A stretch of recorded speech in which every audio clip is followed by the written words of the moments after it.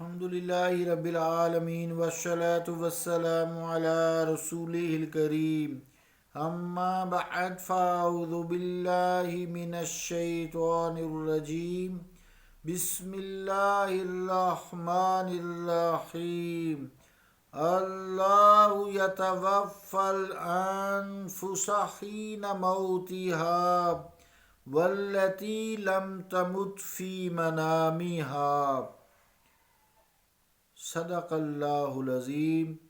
واجب الاحترام سامعین، السلام علیکم ورحمۃ اللہ وبرکاتہ۔ آیت کریمہ جو سورہ زمر سے میں نے تلاوت کی ہے، اس کا ترجمہ یوں ہے: وہ اللہ ہی ہے جو تمہاری روح کو مکمل قبض کرتا ہے، نیند کی حالت میں اور موت کی حالت میں، یعنی موت کی حالت میں بھی روح قبض کرتا ہے اور نیند کی حالت میں بھی روح قبض کرتا ہے۔ اللہ کا قول سچا ہے۔ اس حوالے سے گفتگو چل رہی تھی کہ عام انسان بھی موت کے بعد اس کی زندگی ہے، دنیا سے تعلق ختم ہو جاتا ہے۔ عام انسان چاہے وہ کافر ہو، جو میں نے آیت بھی پیش کی تھی فرعونیوں کے بارے میں،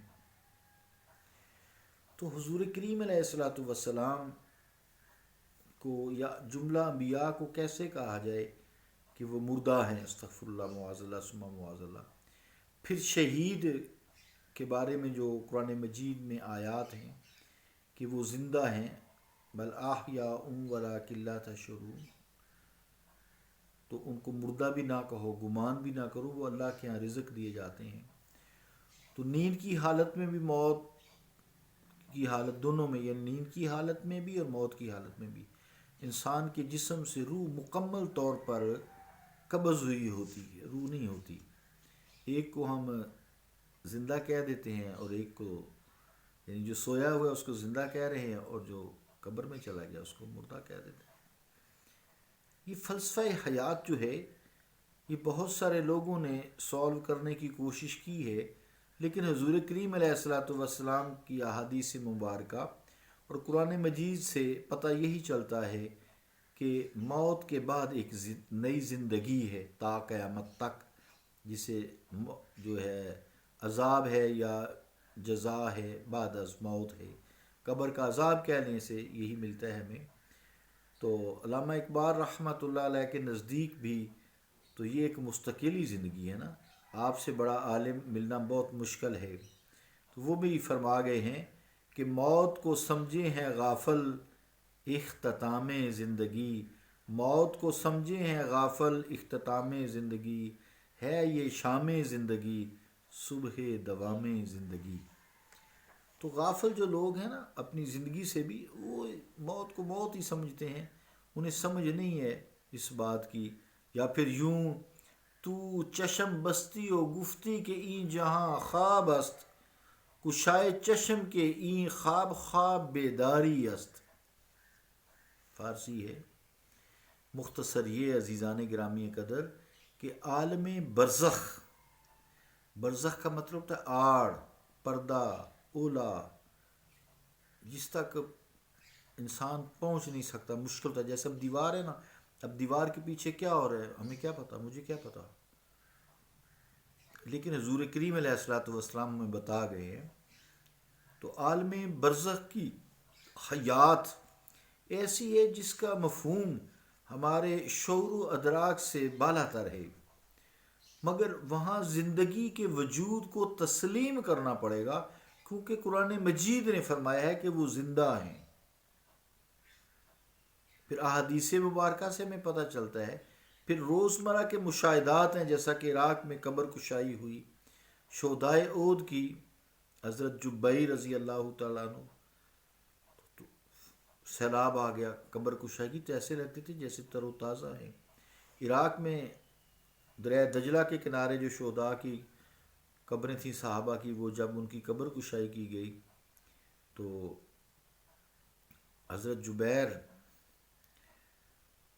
رضی اللہ تعالیٰ عنہ شہید ہوئے اور شہداء تھے، تو سینے پہ ہاتھ تھا، کہیں نیزہ لگا ہوگا تو کہا بھی اب چلو ہاتھ سیدھا کر دیں، اسی طرح دفن کر دیے گئے۔ تو سینے سے جب ہاتھ اٹھایا 1400 سال بعد خون کا ایک فوارہ نکلا، تازہ خون کا، خوشبو والے خون کا۔ پوری ورلڈ دیکھ رہی تھی کیمرے لگا کے کہ قرآن نے جو کہا ہے کہ شہید زندہ ہے، آئیے دیکھتے ہیں کیسے زندہ ہے۔ تو اللہ تعالیٰ نے پھر معجزہ دکھایا نا، خون کا فوارہ نکلا، وہیں ہاتھ رکھ دیا گیا، جسم ایسے تھا جیسے ابھی سوئے ہیں۔ سبحان اللہ۔ تو عزیزان گرامی قدر، لیکن ہم سمجھ نہیں سکتے ایسی بات، سوال و جواب کرتے ہیں اور جزا سزا، اور پھر سوال و جواب جو ادھر ہونے ہمارے، اس کا تعلق حیات سے ہوتا ہے نا۔ اب ایک سوال کر رہا ہے ہی کچھ نہیں، سوال کرنے کا کیا فائدہ؟ تو وہاں قبر میں جزا سزا سوال جواب کا تعلق زندگی سے ہے، احساس سے ہے، شعور سے ہے۔ مرگ دوام عدم محض اور جمادات کسی بے حسی سے سوال جواب نہیں ہو سکتے۔ اب پتھروں سے آپ سوال کریں تو کیا جواب دیں گے؟ جب احادیث صحیحہ کی روح سے ایک کافر اور زندیق کو بھی عالم برزخ میں بعض اشیاء اور احوال کا ادراک و احساس کرا دیا جاتا ہے، جب رسول کریم صلی اللہ علیہ وآلہ وسلم کی زیارت کرائی جاتی ہے اور وہ پہچان نہیں سکتا، اور عموماً تو فوری پہچان جاتا ہے، یہ وہی ہے آقا، یہ وہی ہے آقا رسول کریم علیہ الصلوۃ والسلام ہے، جو شفیع المذنبین ہے، رحمت للعالمین ہے، خاتم النبیین ہے، محبوب رب العالمین ہے، صاحب قاب قوسین ہے۔ تو فوری پہچان جاتا ہے نا، تو اس کا مطلب ہے اس کو پہلے حیات دی جاتی ہے۔ انبیاء، صدیقین، شہداء اور صالحین کو اشیاء اور احوال کا ادراک احساس سے محروم رکھا جائے گا، جبکہ کافر و زندیق کو احساس سے ہوتا ہے، زندگی دی جاتی ہے، تو کیا ان کو محروم رکھا جائے گا؟ افسوس کی بات ہے۔ یہ جو کہتے ہیں نا کہ جی رسول کریم علیہ الصلوۃ والسلام مٹی سے مٹی ہو گئے، مٹی میں مل گئے، اللہ تعالیٰ ان کے منہ میں خاک ڈالے، ایسی بات نہیں ہے۔ بسوخت عقل ز حیرت کے اینچے بو العجمی است۔ رسالت مآب صلی اللہ تعالیٰ علیہ وآلہ وسلم کی احادیث پاک کا عزیزان گرامی قدر خود مطالعہ کیجئے، سنی سنائی باتوں پہ یقین نہ کریں۔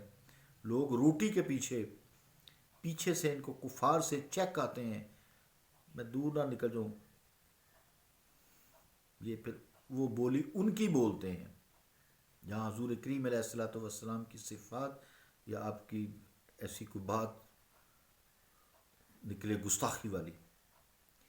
قرآنی آیات میں تفکر کیجئے، تدبر کیجئے، تو یہ سارے اسرار و رموز خود بخود آپ پر منکشف ہو جاتے ہیں، حقائق خود بخود کھل کھل کر سامنے آنے لگتے ہیں۔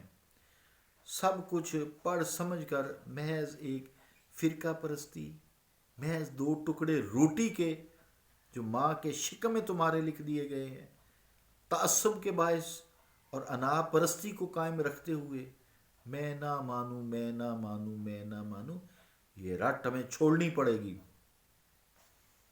عقل مندی کا یہی تقاضا ہے۔ جب رسالت باب صلی اللہ تعالیٰ علیہ وآلہ وسلم کسی بات کے متعلق ایک واضح حکم فرما رہے ہیں اور قرآن مجید ایک مسئلے کو واضح انداز میں بیان کر رہا ہے اور مختلف آیات اس کی تائید و توثیق بھی کر رہی ہیں، تو پھر ان پر ایمان نہ لانا اور حجت بازی کرنا سوائے بدبختی کے کچھ نہیں۔ وقت پورا ہوا، اس کو انشاءاللہ تعالیٰ میں کل کنٹینیو کروں گا، کوشش کریں گے کل اس کو پورا کر کے پھر ہم شرک کی طرف آئیں گے۔ یہ جو رٹے لگاتے ہیں نا شرک کے، وہ بھی انشاءاللہ میں آپ کو سمجھاؤں گا انشاءاللہ تعالیٰ کہ شرک کیا ہے۔ صلی اللہ تعالیٰ علی رسول خیر خلقہ محمد وعلی آلہ وصحبہ اجمعین برحمتک یا ارحم الراحمین۔